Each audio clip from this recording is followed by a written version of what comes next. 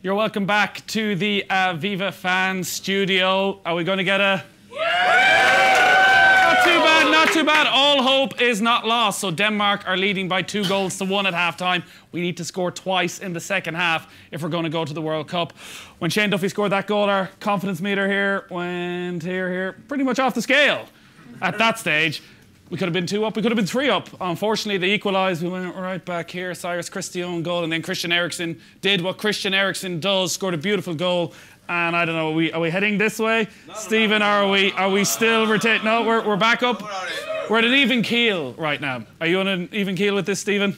Yeah, well, I think morale is obviously low at the moment. To need to score twice at half-time. The away goal, you know, Herida said 0-0 was a good result in Denmark, that he knew the away goal, the importance of the away goal. When you're involved in European ties on a regular basis, you realise you can be more attacking away from home than you can at home sometimes, because it's the away goals that kill you. And they've hurt us tonight, but it's only half-time and we're still in it. You can get your comments in on Facebook, just comment down below, or you can tweet us, hashtag Aviva Fan Studio. Andy Lee and Ruth Fahy are with us as well. It was all going so well, Ruth, for the first 20 minutes. When we got that goal, we all thought, everyone in the stadium thought Daryl Murphy had made it 2-0. Comes off the side, and I think James McLean had a chance as well. What went wrong? Yeah, I mean, it was all going well. Not only did we get the goal, but we were actually playing well, which was good. And then what happened was, I think at the start there was a lot of energy. Like, Sisto was getting nothing. He was getting cleaned out of it, which is always part of the plan. And then, you know, gets through, got nuts in the box, straight through, and I'm not sure it was an own goal if Christensen got it, but then heads dropped. Denmark came back into it, the crowd came back into it, and then that man, Eriksen, with an unbelievable screamer. So, but like Stephen says, morale has to come back up. When we look at our talking points and we spoke about pressure, they did embrace that pressure, it seemed, Ireland, in that first 15, 20 minutes. It really felt that the entire team were ready to go and destroy these Danes in the first 20 minutes. They didn't get that second goal. Like, I think they're 2-1 up, but it's like Stephen Ward a mistake for the first goal, and then taking a short corner and only having one man out to defend it. You know, they kind of got that man. So I think the score might flatter them a little bit. Although they've been playing better football than us, they're a bit more style than substance, I think. And I think if we can keep composure and keep calm in those vital moments, I think we can score goals, because we've had chances, and just inches in it. You know, especially the one with Darren Murphy there. Like, it was just shy of the post. So I think there's reason to be optimistic here. It's 2 goals. I know it's a lot to ask, but it's there. I think if we can get 1 goal early, I think put the pressure on them, they might crumble. Yeah, they definitely did look as though there were weaknesses in that Danish side in the first 20 minutes. Ireland were cutting them open. What were they doing well? I don't agree, Nick. No? Like, I think no, I don't. I think really the openness of the game didn't suit us. Like, Darren Randolph made 2 brilliant saves to keep us in it early on. We scored from a set play that it was a bit of a fortunate knock up in the air, and then Schmeichel was caught off his line. Duffy did brilliant, scored the goal. Brilliant header really to score it. But we were so open. We were getting done with diagonal passes. There seemed to be space. Cyrus Christie was getting exposed once or twice, and I think we looked vulnerable, I felt. But then at the same time, so open, we got chances ourselves down with Daryl Murphy and James McLean, so we could have went 2 up. So that was the nature of the game. But certainly, we paid the price for not getting 2 out with a corner. We seem to have a policy of 1 out, and when they receive it, the second one gets out. Well, that policy's been there for 3-4 years under Martin O'Neill. You think back to the Scotland away game, a short corner as well, happened over in Austria. What's the thinking from a manager's point of view of when you know, because we saw it in Copenhagen, they took short corners all the time. What's the thinking? Well, we got done with against Austria here as well with one that was knocked along the deck that they came in and finished. I think some teams operate that as a policy. They bring 1 out and 1 on the ready to go out if they do it short. But by the time he gets there, he's isolated. And to be fair to Sisto, great bit of skill, bread and butter cross, and it was a scruffy finish. You know, it was a terrible way to concede a goal, because the crowd were really up. We'd scored, we'd had a chance to go 2 up. The crowd were up, and they were at that period they were rattled. Okay, in that period. So, but they look, the more open the game is, it seems to suit them. But you would think that there will be some changes now in the second half, and 1 or 2 of our players who can create and score goals will come on. We might just take a look at what the team was, or what we expected the team to be, which was a 4-4-1 formation. It ended up being a diamond with Arthur furthest back, with Myler on the right. Is Brady or Hendrick on the left, and then Hendrick at the top? Both, well, Hendrick in particular has been absolutely anonymous. What was the thinking with going with this formation, do you think? It's a diamond. David Myler's playing right at a diamond. He normally is happiest playing in front of the back forward. His physical attributes are his main attributes. I think we haven't got Robbie Brady or Jeff Hendrick into the game, and they're very important players for us. And I think the idea was, Martin was positive. He said, right, let's go with 2 up front. The only way we can go with 2 up front if we play a diamond. And it was a positive move to play James up alongside Darryl Murphy and expose the Danish backline. The problem is, it leaves you isolated in wide areas.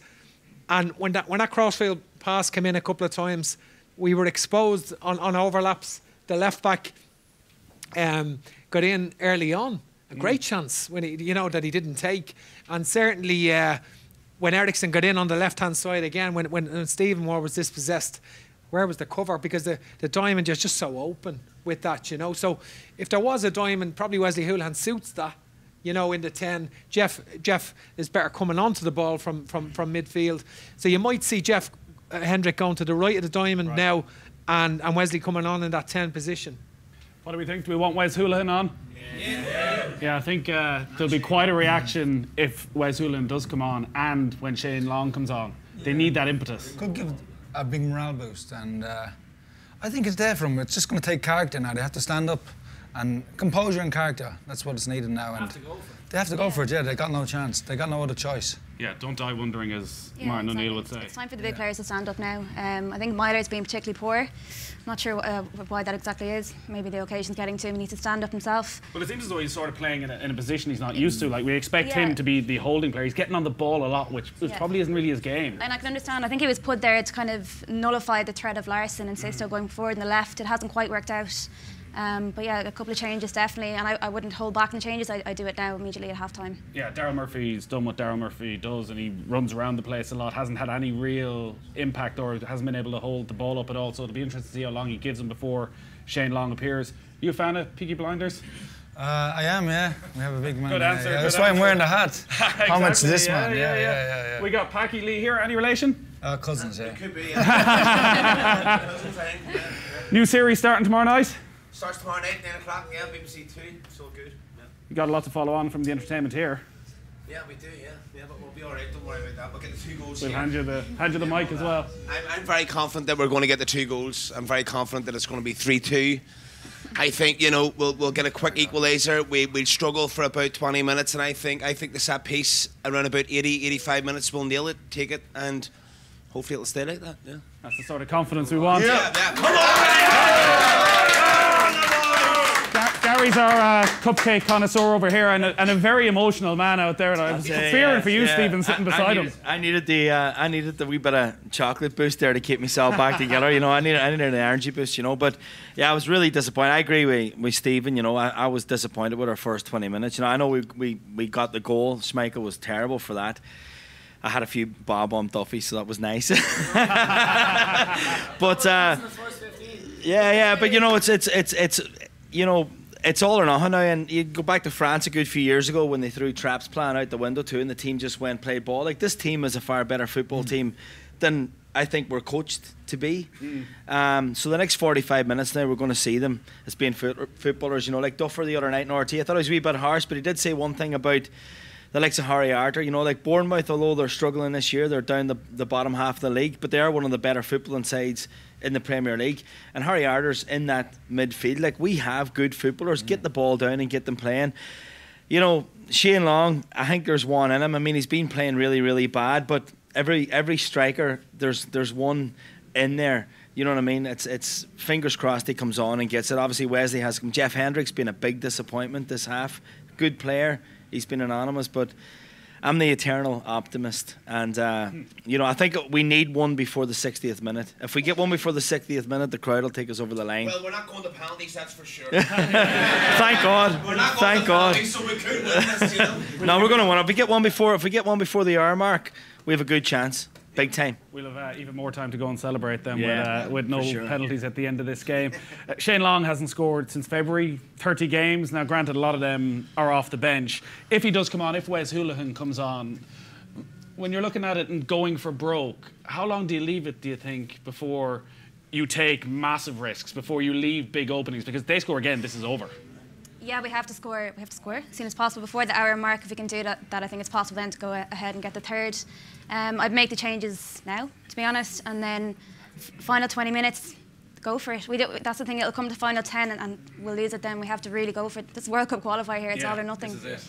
Stephen, as a manager, have you planned for this eventuality ahead? Do you have in your head before the game, if this happens, the changes I'm going to make, how quickly I'm going to tell my players, yeah, take the risks, it's fine?